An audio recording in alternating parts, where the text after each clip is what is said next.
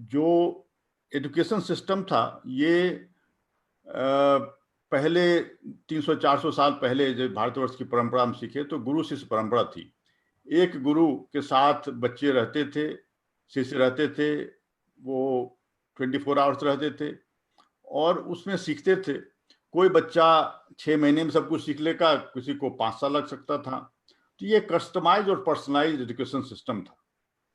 लेकिन उसमें एक गुरु एक साथ हजारों बच्चों को नहीं पढ़ा सकता था, हजारों बच्चों को शिक्षा नहीं दे सकता था। जब 1750 के आसपास इंडस्ट्रियल रिवॉल्यूशन हुई तो उस टाइम काफी लोगों की जरूरत थी जो कि लार्ज स्केल पर पढ़ा सकते थे और एक ही शिक्षा देनी थी उनको।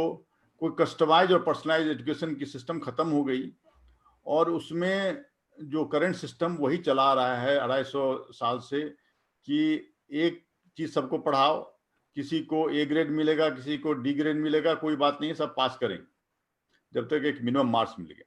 लेकिन यदि हम देखें कि एक डॉक्टर, अभी डॉक्टर बहुत चर्चा में है कोरोना वायरस के कारण, यदि डॉक्टर यदि ऑपरेट कर रहा है किसी के बॉडी में और वो बोले कि अरे मैं तो लंग का चैप्टर मैंने पढ़ा ही नहीं था परीक्षा के लिए, तो मैं जानता नहीं लंग के बारे में, तो ऐसा हो नहीं सकता है कि डॉक्टर को अपने काम नहीं कर पाएगा। तो अब फिर से वापस इसकी जरूरत आ गई है कि पर्सनलाइज और कस्टमाइज एजुकेशन की जरूरत है। तो इसमें आर्टिफिशियल इंटेलिजेंस का भी रोल काफी इंपॉर्टेंट है कि एक शिक्षा जो है लार्ज स्केल पर हर एक बच्चे की रुचि के हिसाब से कैसे दी जाए।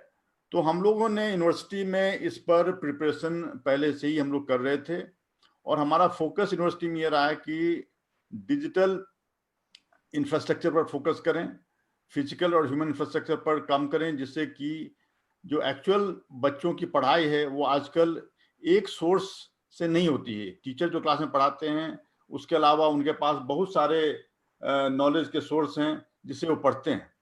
तो हम लोगों ने इसकी प्रिपरेशन पहले से ही की थी और फॉर्चुनेटली बहुत कुछ प्रोग्रेस में था। 100% तैयारी नहीं थी, लेकिन क्योंकि अचानक ये सब कुछ हो गया, लेकिन उसका हम लोग को काफी फायदा हुआ।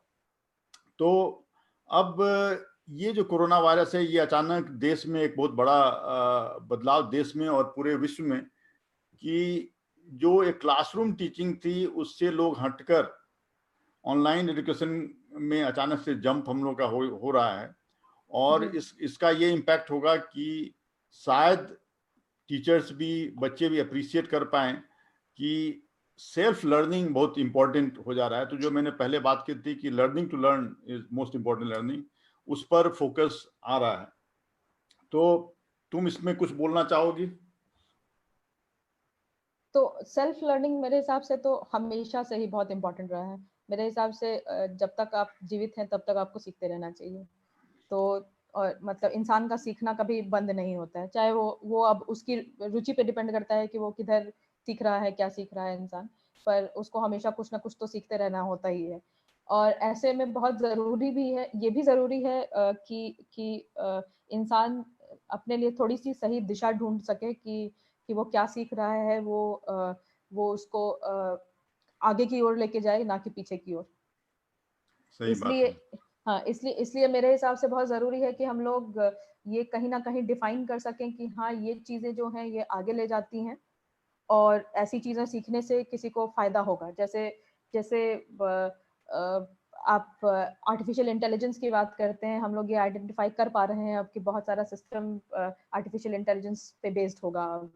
तो ऐसे समय में बहुत ज़रूरी है सभी लोगों के लिए कि आर्टिफ़िशियल इंटेलिजेंस थोड़ा बहुत समझ सकें।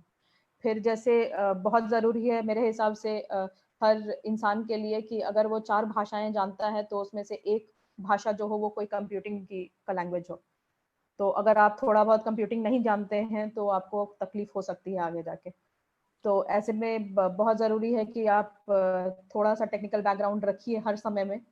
ज़रूरी नहीं है कि आप पूरा कंप्यूटर साइंस इंजीनियरिंग ही सीख जाओ या फिर आप पूरा आईटी ही सीख जाओ, लेकिन बहुत ज़रूरी है कि आप थोड़ा बहुत कंप्यूटिंग जान सको ताकि आपको जब भी ज़रूरत पड़े तो आप वहाँ पे उस फील्ड में जा सको, ना कि आपको सब कुछ शुरू से सीखना पड़े।